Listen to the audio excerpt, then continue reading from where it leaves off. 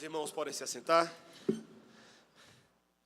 Amém, irmãos. Como é bom poder louvar o Senhor, servi-lo com orações, cânticos, com as nossas ofertas.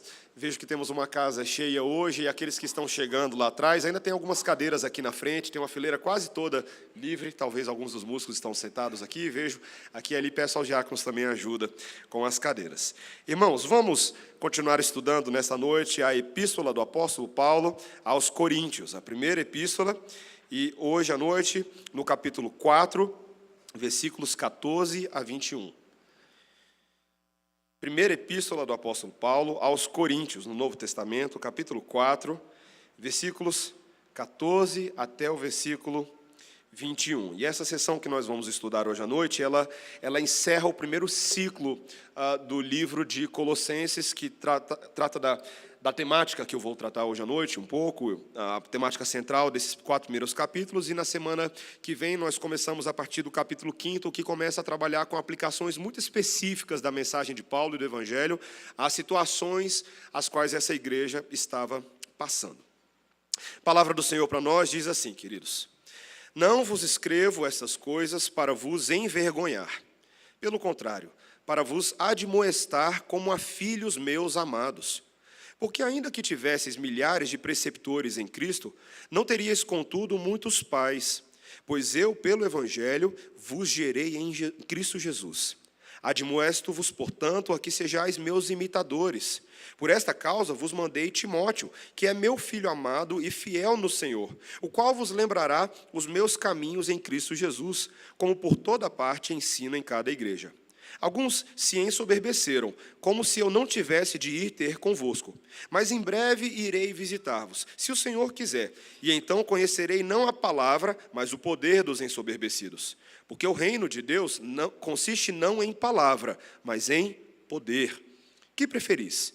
Irei a vós outros com vara ou com amor e espírito de mansidão? Essa é a palavra do Senhor. Vamos orar, irmãos. Senhor Deus, a tua instrução para nós é o alimento que as nossas almas carecem semana após semana. Nós precisamos desse nutriente que nos sustenta neste mundo, num mundo difícil, mas dá-nos condições, Senhor, de nos enxergarmos como teus amados filhos nesta noite, mas também como pais de muitos daqueles que o Senhor nos confia os cuidados. Em nome de Jesus. Amém. Meus irmãos, existe aquela frase: não basta ser pai, tem que participar. É o título do sermão que nós colocamos hoje à noite. E essa provavelmente tem sido a frase da minha vida nesse primeiro ano de Melissa. Nossa filhinha completou 1 ano e 2 meses recentemente. E ela é bastante dependente da minha esposa, Débora, para muitas coisas específicas que só uma mamãe consegue fazer, como amamentar, por exemplo. Eu já falei para a Débora que se eu pudesse eu faria, mas afinal de contas, ser mãe é de fato um trabalho de tempo integral, extremamente exaustivo, e minha esposa tem muitas atividades e compromissos também, porque ela é uma pessoa normal. Então, naquilo que dá para eu fazer, é sacudir qualquer cansaço, arregaçar as mangas e mãos à obra. Se tiver que trocar fralda, tem que trocar fralda. Se tiver que ajudar na hora de dormir, na hora de comer, na hora de tomar banho, tem que ajudar com tudo que a gente pode. Mas essa frase, não basta ser pai, tem que participar, ela ficou particularmente popularizada na década de 80 por causa de um famoso comercial do Gelol. Quem é que vai lembrar disso? Eu não sei quem lembra. Mas é uma cena familiar muito joia. Depois você pode procurar no YouTube. O menino está todo uniformizado, acorda o pai em um sábado de manhã para o compromisso de acompanhá-lo no jogo de futebol. O pai faz um pouco de corpo mole, mas o menino insiste por causa do horário. Aí o pai levanta, vai ao banheiro, joga uma água na cara e pega discretamente um item no estojo de primeiros socorros. Quando eles chegam lá no campo para o jogo, o menino é obrigado a ficar no banco de reservas, para a indignação do pai e da irmãzinha que estão lá torcendo firme debaixo de chuva. E o final é clichê, mas é lindo. O menino é chamado para entrar, joga na chuva e recebe uma dura falta. O pai então pula a cerca, invade o campo, ele não quer nem saber, e vai lá e aplica gentilmente o gelol nas pernas do menino, na perna do menino. O menino recuperado, ele volta para o jogo, e aí ele recebe um pênalti debaixo de chuva, e no final do jogo ele se concentra, bate o pênalti, faz o gol, sai correndo, e quem volta para dentro do campo para abraçar ele? O paizão, e é aquela cena linda. Dá para chorar legal, queridos, de verdade. E E aí vem no final da propaganda o slogan com aquela música da década de 80, não basta ser pai, tem que participar, não basta ser remédio, tem que ser gelol. Bacana, né, irmãos? Mas há aqui, queridos, um belo quadro para nós. A ideia de um pai cuja intervenção na vida do filho tem um papel restaurativo, com a finalidade de ajudá-lo a prosseguir e a realizar as tarefas que ele tem para cumprir. Em nosso relacionamento, irmãos, com o nosso Pai Celestial, isso não poderia ser mais verdade. O nosso Deus é um Pai de verdade, que nos instrui em sua palavra, nos sustenta e nos guarda para cumprirmos justamente aquelas obras as quais Ele preparou de antemão para que andemos nelas. E este Pai se torna o parâmetro para todos aqueles que neste mundo herdam também as muitas responsabilidades paternais, sejam elas de caráter biológico, mas e sobretudo de caráter espiritual e relacional. Aquelas que passamos a ter com os pequeninos que ao longo da caminhada Deus vai colocando na sua conta. Gente que Deus coloca para você cuidar e não tem para onde correr, tem que cuidar como pai, tem que cuidar como mãe. E esse texto de hoje, que encerra esse ciclo, meus irmãos, é um texto altamente instrutivo, porque ele mostra que pais de verdade, que espelham a Deus e buscam fazer isso, eles fazem quatro coisas que esse texto nos mostra de maneira muito patente. Eles educam em amor, eles exemplificam com atitudes, eles confrontam o pecado e eles confiam no poder de Deus. Então vamos lá de novo. Eles educam em amor, eles exemplificam com atitudes, eles confrontam o pecado e eles confiam no poder de Deus. Vamos ver de que maneira eles educam em amor. Olha o versículo 14. Não vos escrevo essas coisas para vos envergonhar. Pelo contrário, para vos admoestar como a filhos meus amados. Se você está acompanhando essa série de Coríntios, você não tem como negar que até esse momento, essa carta de Paulo aos Coríntios tem sido uma coça daquelas bem dadas. Não é verdade? Semana após semana. O pessoal veio para mim depois de semana e falou, nossa, pastor, você bateu hoje. Eu falo, não foi eu não, foi a palavra mesmo. A palavra bate na gente e deixa vermelho. Fica vermelho por alguns dias, por algumas semanas, porque Paulo vem lidando com problemas reais. O coração soberbo dessa igreja, o coração desses irmãos que se achavam muito sábios e maduros espiritualmente e achavam que tinham licença para serem orgulhosos e competitivos uns com os outros. Paulo chega, na semana passada, como nós vimos, ele chega a ironizar a situação ao compará-lo com a situação dos próprios apóstolos, esses que eram verdadeiramente sábios, mas que por amor a Cristo tinham perdido tudo.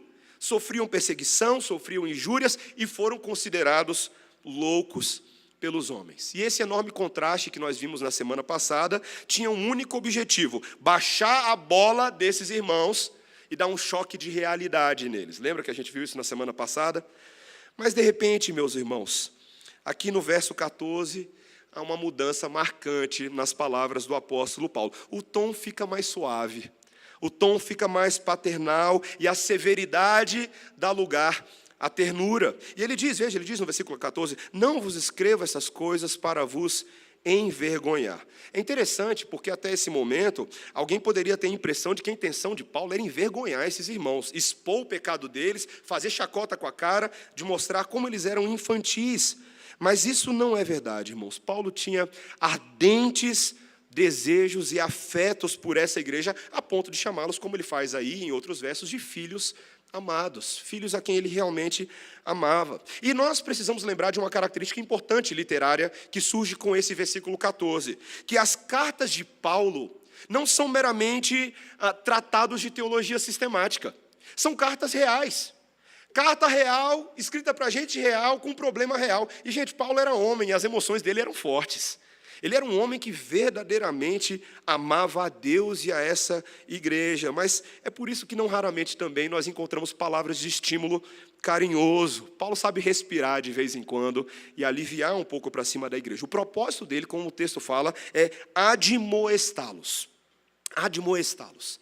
Queridos, esse é um conceito profundo nas Escrituras. Admoestar não é só moer, como a palavra parece soar. Admoestar é criticar com amor, é repreender com o intuito de produzir um fruto santo naquele que ouve as palavras. Há uma dimensão extremamente positiva na admoestação e não negativa. Não é a mera crítica, não é a mera ironia. Esse mesmo texto, essa mesma palavra, ela aparece várias vezes no Novo Testamento, mas particularmente ela sempre tem essa conotação paternal. Por exemplo, quando Paulo fala em Efésios 6:4 sobre a maneira como pais devem admoestar seus filhos, é nessa referência de pais para filhos. E é uma recorrente figura bíblica desde lá da literatura de sabedoria, lá nos Provérbios, lá no livro dos Salmos, como nós lemos hoje no culto. E veja que esse afeto único do apóstolo Paulo é ilustrado dessa maneira. Olha o versículo 15. Porque ainda que tivesseis milhares de preceptores em Cristo, não teríeis, contudo, muitos pais, pois eu, pelo Evangelho, vos gerei em Cristo Jesus. Essa palavra preceptores aqui é o grego pedagogos. Pedagogos. Às vezes é um pouco difícil da gente traduzir ela. Na NVI ela aparece como guardiões, em outras traduções como cuidadores, mas é literalmente a palavra pedagogos, que a gente conhece nos nossos dias. Esse pedagogo aqui não era um professor, e sim um escravo, um atendente pessoal que recebia da família uma responsabilidade sobre uma ou várias crianças, e ele fazia vários dos serviços de secretariado diário. Ele levava o menino para a escola, ele buscava o menino na escola, ele tomava notas do que o menino aprendeu, ele fazia perguntas, ele ensinava boas maneiras, boas etiquetas, como falar, como se portar à mesa, e uma série de coisas assim. Mas um comentarista observa que esse termo em si ele era um pouco depreciativo, porque no melhor dos casos, esse atendente ainda era um escravo, ele ainda era um subordinado. Havia uma grande diferença entre ele e o pai da casa, aquele que era o chefe da família. O escravo não era da família.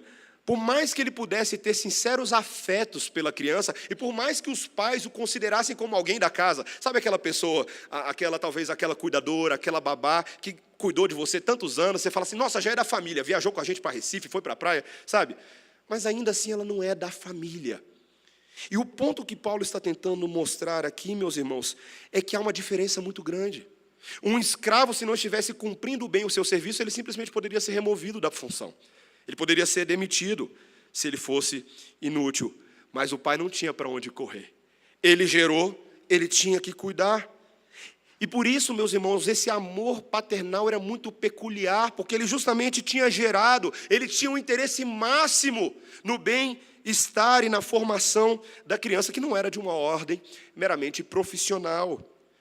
Portanto, meus irmãos, o que Paulo está dizendo é que pelo fato dele ter fundado essa igreja em Corinto, pelo fato dele ter pregado o evangelho corajosamente, de ter cuidado das feridas desses irmãos, de ter gastado tempo com eles, ele se sentia como um pai em Cristo que pariu esses irmãos, que pariu essa igreja. E tem duas coisas que ficam muito claras na carta aos Coríntios, que a afeição por eles era genuína, que ele os amava de verdade.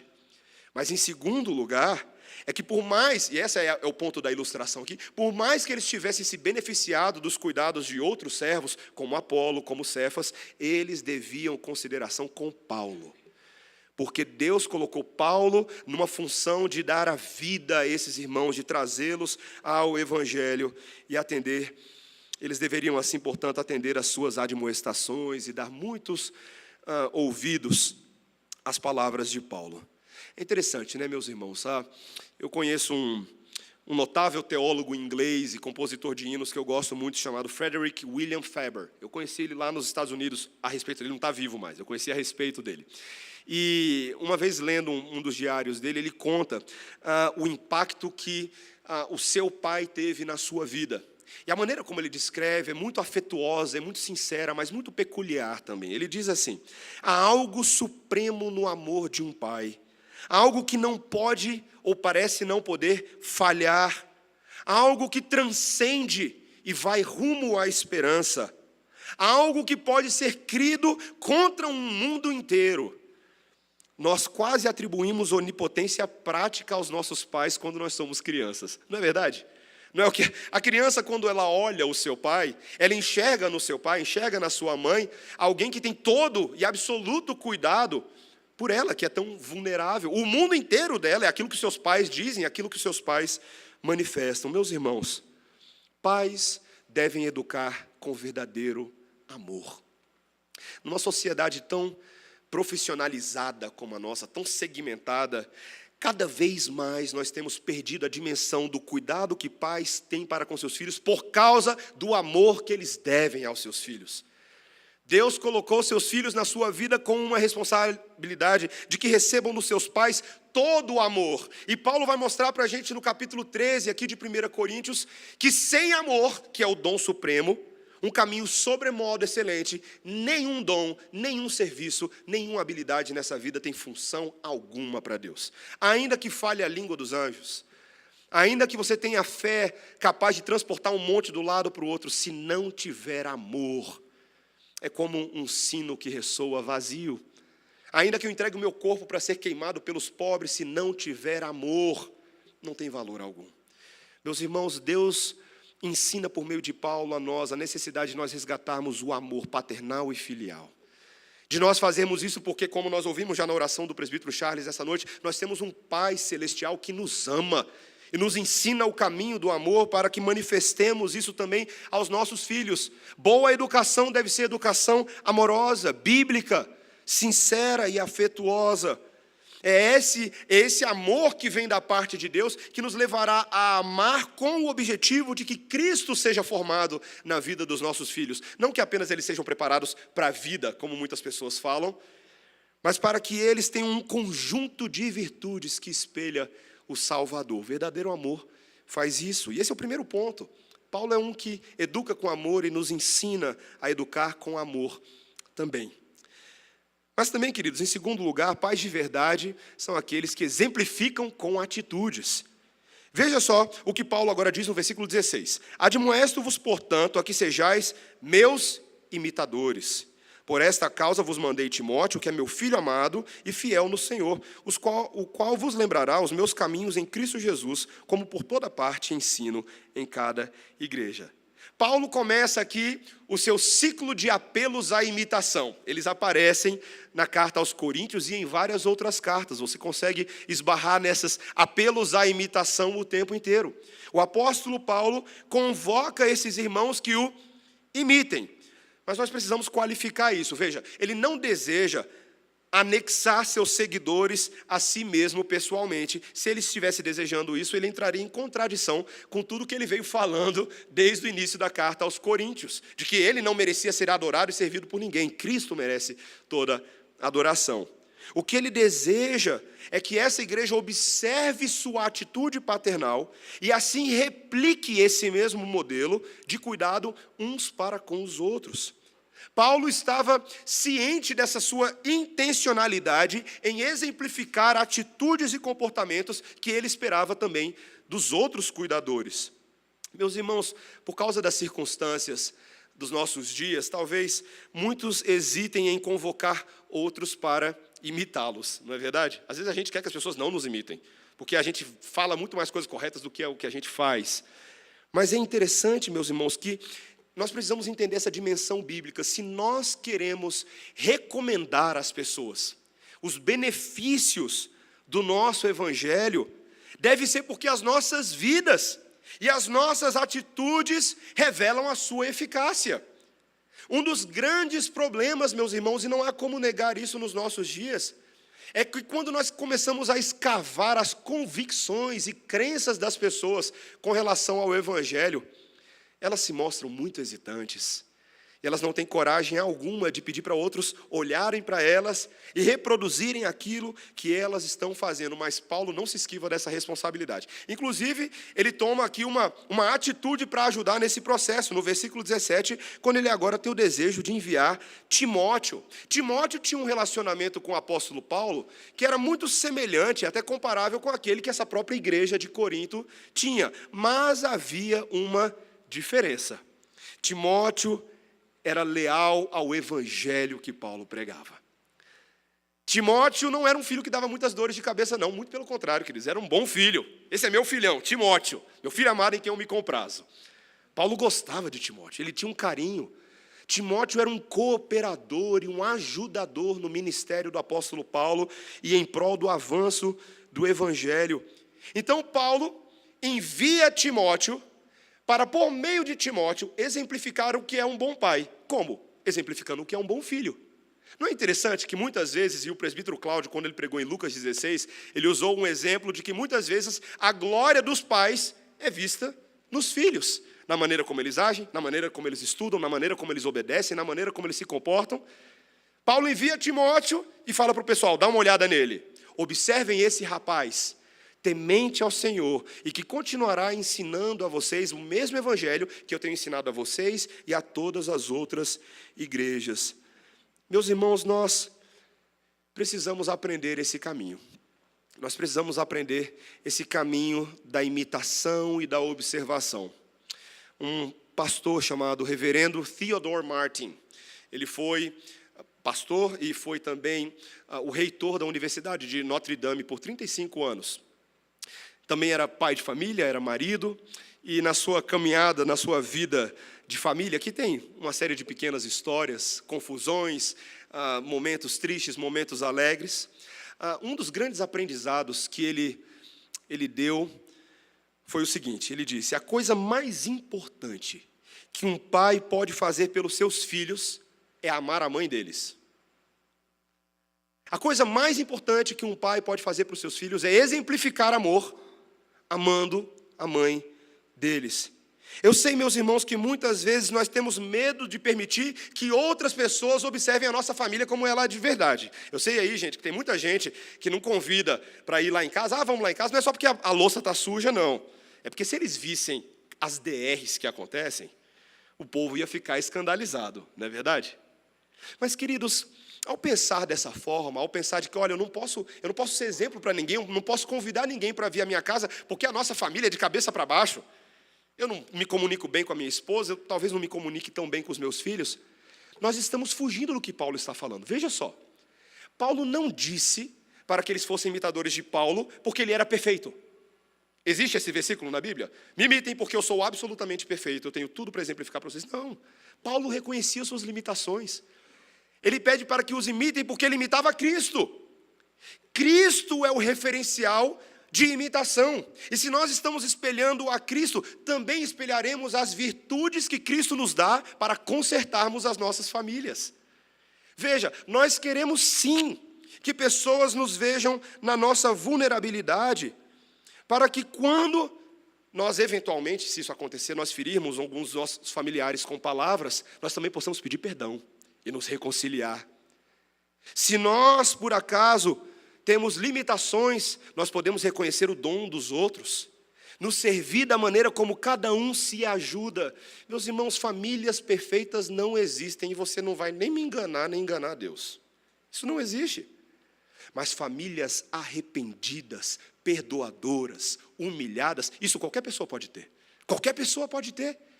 Esse é o exemplo grande que nós queremos demonstrar. A santidade que vem não porque nós somos perfeitos, mas porque as virtudes de Cristo em nós são perfeitas.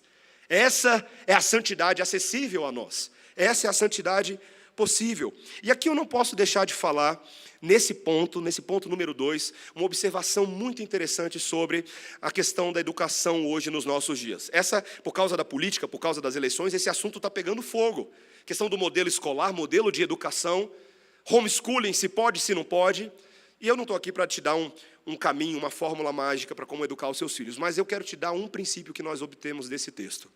Nós devemos suspeitar de qualquer modelo de educação que ignore ou rejeite o papel modelador, formativo e exemplificativo dos pais na vida dos filhos.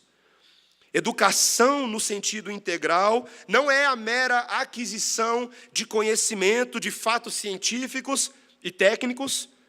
Educação é a formação de uma cosmovisão para a vida, que é consistente com a verdade de Deus. E como foi que Deus decidiu educar os seus filhos? Ele criou um negócio chamado família. E nessas famílias ele depositou a sua graça, fez um relacionamento de aliança com famílias, decidiu povoar a terra com núcleos familiares. É assim que você sabe que surge gente na terra, né? É assim, é com famílias. E Deus, nessas famílias, nesses núcleos pactuais, familiares, Ele deu aos pais uma responsabilidade formativa de seus filhos e prometeu que a eficácia e o sucesso na formação deles viria dessa forma. Eu poderia te dar aqui trocentos versículos e textos bíblicos, mas só para citar alguns: Deuteronômio 6, Salmo 128, todos os capítulos iniciais do livro de Provérbios e por aí vai. Não faltam recomendações nisso. Não há, queridos, um único versículo bíblico que diga que educação, nesse sentido mais profundo, seja uma incumbência do Estado ou da terceirização empresarial. Não tem. E ainda que eu e você, para você não ficar muito escandalizado, ainda que eu e você venhamos a nos beneficiar dos recursos da graça comum de Deus nesse mundo, de escolas, de tecnologia, de professores, não há um substituto bíblico para o impacto único que pais têm sobre o coração dos seus filhos. Aquilo que o teólogo bíblico Gerhardus Voss chamou de educação pactual. Porque apenas o verdadeiro amor de Deus no contexto de alianças familiares pode gerar transformações completas, transformações perenes e transformações substanciais para a sociedade. Eu morro com a mão no fogo nessa tese. Nós precisamos entender isso biblicamente, meus irmãos. E nós precisamos restaurar essa cosmovisão nos nossos modelos escolares hoje em dia. Conversar sobre esse assunto, ler sobre esse assunto. Tem muito livro bom nessa área. Você pode ir atrás da editora Monergismo, Fiel, Cultura Cristã e outras que estão... Vários pastores têm escrito sobre esses princípios. Nós precisamos nos lembrar, meus irmãos, que educação boa vem por imitação de bons modelos. Imitação de bons exemplos, seguir os passos daqueles que já trilharam antes de nós em Cristo Jesus. Mas em terceiro lugar, meus irmãos, não apenas nós temos pais de verdade que educam em amor, pais de verdade que exemplificam com atitudes, mas agora também pais de verdade que são aqueles que confrontam o pecado. Veja que Paulo diz agora no versículo 18, alguns se ensoberbeceram como se eu não tivesse de ir ter convosco. Paulo continua tratando aqui do problema dessa igreja, de que alguns ali se tornaram arrogantes, literalmente inflados, é o grego aqui, porque eles afirmavam com confiança de que Paulo não tinha muita coragem de vê-los novamente face a face. De alguma maneira, quando eles souberam da notícia de que talvez era Timóteo que iria em lugar de Paulo, possivelmente, alguns comentaristas dizem aqui que começou a surgir no meio da igreja uma desconfiança de que Paulo era meio covarde, de que Paulo era meio frouxo, e que eles iam enviar Timóteo, e ninguém naquela igreja respeitava Timóteo, porque era um pastor jovem, ninguém o conhecia, e logo no coração deles começou aquela cançãozinha, Timóteo não é de nada, só é de marmelada. Queridos, Paulo está tentando mostrar para essa igreja de que as suas suposições são errôneas. Veja que ele diz no versículo 19, em breve irei visitar-vos, se o Senhor quiser, e então conhecerei não a palavra, mas o poder dos ensoberbecidos. Paulo diz que ele iria sim em breve, mas ele estava sempre sujeito à condição da soberania de Deus. Quem cuidava da agenda e das viagens de Paulo não era Paulo, era Deus. Era Deus quem comunicava os movimentos geográficos e espirituais desse servo. Mas ele entende, meus irmãos, que se o Senhor permitir, ele estaria com eles muito em breve, e somente uma restrição divina iria impedi-lo desse propósito. Paulo aqui age como aquela mãe que está na cozinha e ouve os filhos fazendo uma tremenda bagunça no quarto, e grita lá da cozinha, ai de vocês, Deus me segure se eu estiver aqui aí no quarto. Já viu quando mãe fala assim? É o que Paulo está falando aqui. Só Deus para me segurar para eu não ir aí. Meus irmãos, nada se iguala a uma boa confrontação pessoal. Uma boa confrontação pessoal. Eu lembro, quando eu estudava na Escola Classe 111 Sul, na 4ª série, um dia... Eu tinha lá um grupo de amigos, mas, gente, menino em escola não vale nada. Eles criaram uma briga comigo por nenhum motivo. Começaram a me provocar, e eu era meio franzinozinho, gente. Eu não era brigão, nunca tive esse perfil de partir para cima de ninguém. E começaram a me provocar, me botaram lá numa roda. Os meninos, por nenhum motivo, eles criavam aquelas rodinhas e começavam, fight, fight, fight. Você já viu isso antes? Né? Briga, briga, briga. Isso foi lá no recreio, e aquilo me deixou extremamente consternado e constrangido. Eu comecei a chorar copiosamente, fui para a sala da diretora, que por acaso era membro da igreja onde nós estudávamos, e eu não sei se meu pai vai lembrar disso, mas eu liguei para o meu pai lá no trabalho dele. Falei, pai, vem me buscar. né? Vem aqui. E meu pai veio. Queridos, eu estava na porta da escola, tinha uma grade assim do lado de fora, e eu lembro do meu pai chegando no carro dele. Ele era técnico de vendas, trabalhava com terno, e quando meu pai saiu com aquele terno, para mim era quase como um cavaleiro alado, meus irmãos. E por acaso, alguns dos meninos que me provocavam ainda estavam ali por perto na entrada, e eu olhei para eles e lancei aquele olhar: fala agora aquilo que você me falou, meu pai está aqui, fala. Sabe aquele menino que não aceita provocação? Meu Salvador chegou, ele vai cuidar de mim. Meus irmãos, e foi justamente o que meu pai fez. Eu não sei se ele lembra mesmo, mas ele chegou: o que está acontecendo aqui? Que bagunça é essa? E eu, yeah. Meus irmãos, muitas vezes não são para os filhos dos outros que o Pai Celestial vem confrontar. Muitas vezes é com a gente. Muitas vezes somos nós que estamos dando dor de cabeça ao Pai Celestial. E Ele vem até nós. Se Ele de fato nos ama, se de fato pertencemos ao Senhor, Ele virá até nós mais cedo ou mais tarde. Isso pode acontecer de várias formas. Na vida da igreja, alguns são formalmente disciplinados, mas vários dos outros são disciplinados de outras formas. Quando um pastor dá um puxãozinho de orelha e você fala assim: por que você está faltando à igreja, hein? Quando o pastor diz: olha, eu fiquei sabendo que você está espalhando tal fofoca. Quando o pastor fala: olha, eu fiquei sabendo que você falou com a sua namorada ou esposa dessa maneira. É Deus, o Pai, chamando você na chincha. Não corra da responsabilidade. Lembre-se que nós somos filhos que somos cuidados assim, dessa maneira mesmo. Deus nos confrontará. Ele coloca pais espirituais, pastores, presbíteros, homens e mulheres sensatos na vida da igreja, para que possam organizar a vida dessa família, para que possam colocar ordem na casa. Meus irmãos, o fato é que nessa nossa sociedade atual, pais têm perdido cada vez mais a autoridade de fazer isso.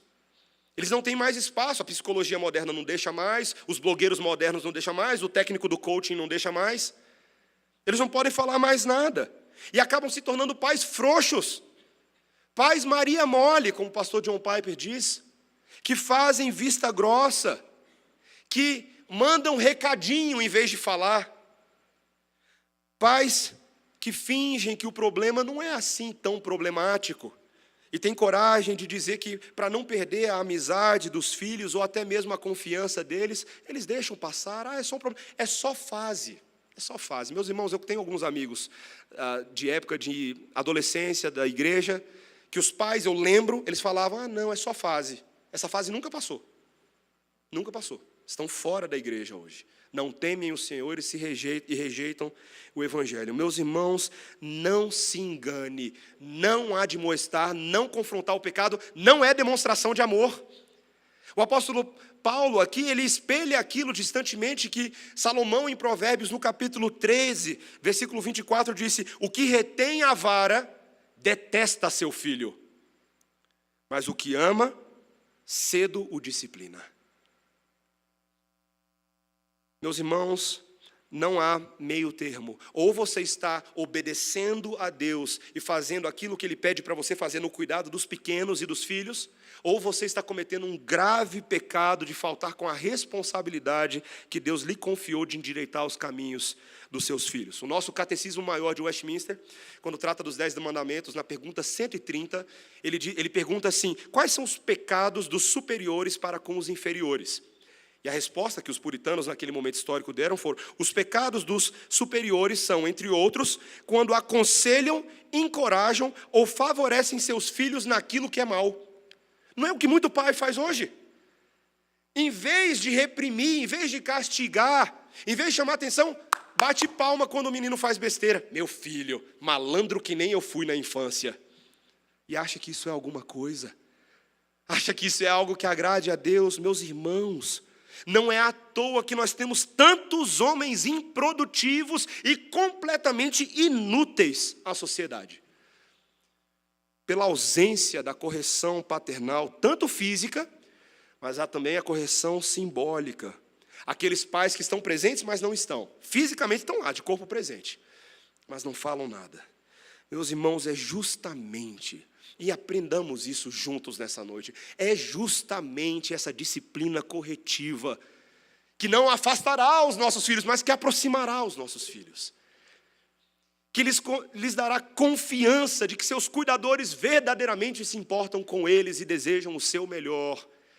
É quando nós dizemos, não faça isso, não vá por ali. O caminho do Senhor é esse e é muito melhor.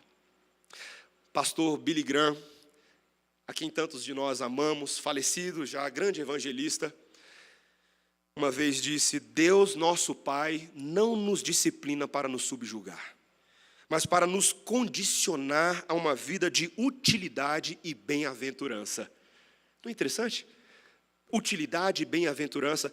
Como somos bem-aventurados quando cremos no Evangelho e obedecemos às suas palavras, e assim nos tornamos úteis a Deus e tornamos outros também úteis ao Senhor. Meus irmãos, pais de verdade educam em amor, pais de verdade exemplificam atitudes, pais de verdade confrontam o pecado e, em último lugar, pais de verdade confiam no poder e na graça de Deus. Paulo, nesse momento, ele traz um detalhezinho nessa fala que faz toda a diferença. Ele garante que quando ele for lá, a sua fala não será uma mera sabedoria mundana. Veja o que ele diz nos versículos 19, 20 e 21 em diante. Quando ele diz no versículo 20, porque o reino de Deus consiste não em palavra, mas em poder. Os adversários de Paulo ali em Corinto, que se julgavam tão sábios, poderiam até ser bons palestrantes, bons oradores, mas será que eles podiam demonstrar poder? Poder. Essa palavra grega ela é muito interessante porque ela tem a mesma dimensão de capacidade e virtude. O apóstolo falará a esses homens numa capacidade profética, numa virtude profética que produzirá resultados espirituais. E nesse ponto, Paulo está evocando aquela doutrina que foi o centro do ministério de Cristo. Jesus veio para trazer o reino de Deus. A doutrina do reino de Deus, meus irmãos, é um dos principais temas do Novo Testamento. Este reino de Cristo, para desenganar tantos judeus enganados, não era um reino meramente político. Não era um reinado meramente de subversão da liderança romana que estava sufocando os judeus, não.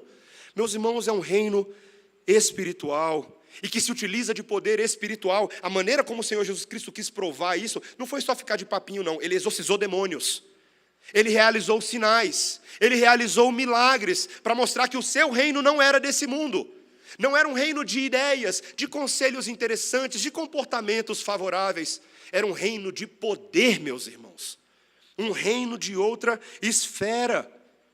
E é muito importante que eu e você entendamos essa dimensão do poder de Deus para as responsabilidades que nos estão sendo propostas nessa noite. Muitas vezes, queridos, veja, o problema das pessoas nem sempre é um problema doutrinário. Muitas vezes elas até sabem qual é a doutrina certa, elas sabem o que elas têm que fazer. O problema é que mesmo conhecendo o bem, elas fazem o mal. Esse é o problema. Portanto, elas precisam de poder, de uma capacidade para viver como convém no reino de Deus. E provavelmente Paulo aqui está fazendo um contraste com aquilo que ele falou na semana passada, quando nós dissemos que os corintianos aqui, o povo de Corinto, se achava tão rico, eram verdadeiros reis. Não, meus irmãos, essa é a verdadeira riqueza, essa é a verdadeira majestade. O Evangelho de Cristo Jesus na cruz não diz simplesmente às pessoas o que elas têm que fazer. Deus lhes dá capacidade espiritual para fazer essas coisas. O reino de Deus é essa verdade espiritual que é comunicada pelo Espírito e nos produz um espírito de humildade, produz verdadeiros resultados. Calvino, quando foi definir esse poder, ele chamou daquela eficácia espiritual, da quais são dotados aqueles que partilham a palavra de Deus com fé e com fervor. Fé e fervor. Crer de verdade na palavra de Deus, agir de verdade em conformidade com a palavra de Deus, é sinônimo de experimentar eventualmente o verdadeiro poder de Deus. Queridos, o evangelho do poder é o que possibilita que todas essas outras responsabilidades sejam realizadas. E Paulo exemplificou isso quando ele escreveu outra carta, a primeira epístola lá aos Tessalonicenses. Eu quero provar para vocês como Paulo morre também por essa tese. Quando ele escreveu aos Tessalonicenses a primeira epístola, no capítulo 1, no versículo 5, ele passa a dizer assim: o nosso evangelho não chegou até vós tão somente em palavra, mas sobretudo em poder no Espírito Santo e em plena convicção. Assim como sabeis ter sido o nosso procedimento entre vós e por amor de vós. Olha o amor aí. Preste atenção. Com efeito, ainda em Tessalonicenses, vos tornastes imitadores nossos e do Senhor, tendo recebido a palavra, posto que em meio de muita tribulação, com a alegria do Espírito Santo, de sorte que vocês se tornaram modelo para todos os crentes na Macedônia e na Acaia. Porque de vós repercutiu a palavra do Senhor, não só na Macedônia e na Acaia, mas como também em toda parte se divulgou a vossa fé para com Deus, a tal ponto de não termos necessidade de acrescentar coisa alguma. Pois eles mesmos, no tocante a nós, proclamam que repercussão teve o nosso ingresso no vosso meio, e como vocês, deixando os ídolos, vos convertestes a Deus para servirdes o Deus vivo e verdadeiro, e para aguardardes dos céus o seu Filho, a quem ele ressuscitou dentre os mortos, Jesus, que vos livrará da ira vindoura. Quando o poder de Deus entrou na vida dos Tessalonicenses por meio de Paulo, essa igreja virou de cabeça para baixo, meus irmãos. Ou melhor, de cabeça para cima, né? Antes estava de cabeça para baixo. Mas é o poder, meus irmãos, da cruz de Cristo que tem condições de fazer com que pais e cuidadores sejam verdadeiros pais e cuidadores. E filhos tenham condições de ser filhos obedientes e filhos que seguem a palavra do Senhor. Meus irmãos, o poder da cruz é um poder altamente constrangedor. Ele mexe conosco por inteiro, não somente com os nossos afetos, mas ele nos abala de cima a baixo. Ouvi uma história, certa vez, de um jovem que havia... Um desses jovens que vai fazer besteira sexta-feira à noite, acabou cometendo um crime porque estava com os amigos e foi parar na prisão. Um jovem de família, bem criado, estudado, mas foi parar na prisão. E nem foi numa prisão na cidade dele, eles foram para uma cidade do lado, isso aconteceu lá nos Estados Unidos, e lá vai o moleque de Camburão para a delegacia passar a noite. Só que ele não ficou só uma noite, ele ficou vários dias lá e ele não tinha coragem de contar para os pais dele o que tinha acontecido. E os pais ficaram desesperados. Até que ele tomou coragem, escreveu para eles e disse a eles onde eles estavam, e eles foram lá para outra cidade para vê-lo. E ele estava carrancudo, ele estava impassível, os cumprimentou ali logo na sala de visita, e ele estava preparado para suas recriminações raivosas. Ele achou que os pais iam descarregar em cima dele, mas ele não estava preparado para a preocupação afetuosa e amorosa que os pais demonstraram. E ele disse: eu nunca pensei que vocês iriam me perdoar, eu realmente achei que vocês iriam me negar e me excluir da família. E esse rapaz chorou e o pai respondeu: mas por que você acha que a gente faria isso? Você é nosso filho. Meus irmãos, são palavras muito fortes, por incrível que pareça. Eu e você, nesse momento, somos filhos de Deus. E eu e você, todos os dias, damos motivos inequívocos e incontáveis para que Deus não nos tire da prisão. Nós falhamos contra Deus, nós nos esquecemos da sua palavra, nós viramos o nosso rosto, falamos palavras torpes, nos associamos a pessoas que não são dessa família e acabam nos corrompendo e nos influenciando. Mas, meus irmãos, Deus um dia decretou que iria nos gerar para o louvor da sua glória. E ao fazer isso, meus irmãos, Ele demonstrou por nós na cruz do Calvário um amor que pai algum nesse mundo nem chegou perto. O de colocar um filho inocente em favor de filhos criminosos numa cruz romano-judaica. Isso não pode ser mensurado, meus irmãos. Mas é justamente esse amor de Deus que nos constrange. Quando olhamos o testemunho da cruz e fala assim: que pai maluco faria uma coisa dessa? Somente um pai dotado de todo amor poderia fazer isso. E mais, não foi só como muitos pensam, não foi só uma demonstração de amor, como se Cristo tivesse dado o exemplo do que é amar. Não. Cristo morreu para, de fato e de verdade, salvar os filhos que o Pai havia decretado para a salvação. Ele salvou, o seu sangue é poderoso para dar poder e mudar a vida daquele que ia para o inferno, agora ele vai para o céu. É assim que funciona. O sangue do Filho de Deus tem poder para nos purificar do pecado, para remover a ira de Deus sobre as nossas cabeças, para nos livrar da maldição. Ele nos resgata e nos dá uma vida cheia de esperança e cheia de significado. Meus irmãos, que maravilhoso sermos filhos de um pai assim. A simples atitude daqueles pais para com aquele jovem mudou completamente a vida dele.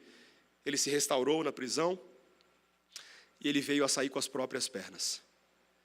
No meu caso e no seu, nós não temos forças para sair com as nossas próprias pernas. É por isso que o nosso pai tem que nos carregar e nos ensinar e cuidar de nós como os mais frágeis de todos, os mais quebrados pelo pecado.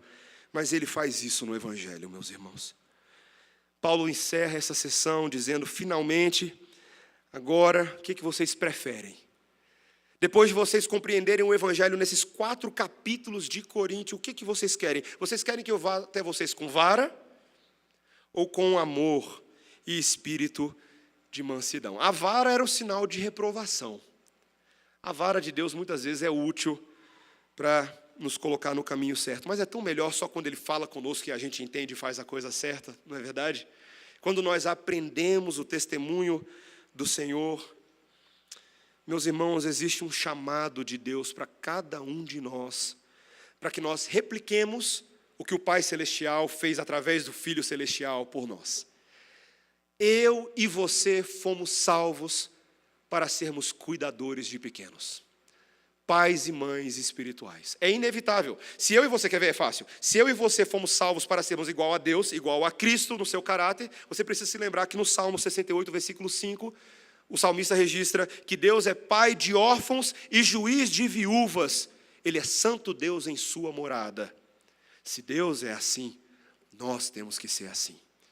Nós temos que abraçar o mesmo caminho. Meus irmãos, não basta ser pai, tem que participar. E não basta dar gelol, tem que dar o remédio de Deus. Gelol não vai fazer muita coisa para as feridas das almas das pessoas, mas o remédio do Santo Espírito de Deus, por meio da sua palavra, pode restaurar muitas almas, pode curar muitos. E você como pai, você como mãe espiritual, ainda que não biológico, para os biológicos também, você tem da parte de Deus essa função de ensinar o amor de Deus aos pequeninos. O que você já tem feito hoje? Eu te pergunto. Faça uma análise no seu coração. Você que já conhece, já caminha com o Senhor, você tem cumprido o seu papel e responsabilidade de cuidar de outros? Você tem discipulado pessoas? Se você não tem discipulado, você tem promovido conversas que visam aconselhar, instruir em toda a palavra, edificar corações, chamar a atenção de forma boa, de forma santa, exortar, admoestar, como Paulo fala em Colossenses 3, 16, 17. Cada um de nós tem essa tarefa e nós não podemos correr delas. É assim, meus irmãos, é exatamente assim que as pessoas vão conhecer quem Deus é. Fecho com essas palavras.